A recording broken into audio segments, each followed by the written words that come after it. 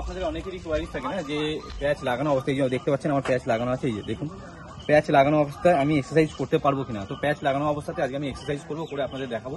তো ভিডিওটা পুরোটা দেখুন, তাহলে আপনারা বুঝতে পারবেন যে প্যাচ লাগানো অবস্থায় সবকিছু করা যায়, সবকিছু নর্মাল আপনি করতে পারবেন, কোনো রকম কোনো প্রবলেম হবে না।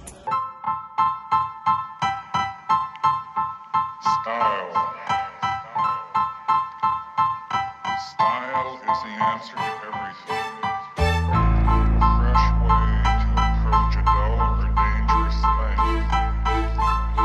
To do a dangerous thing with style is what I call art.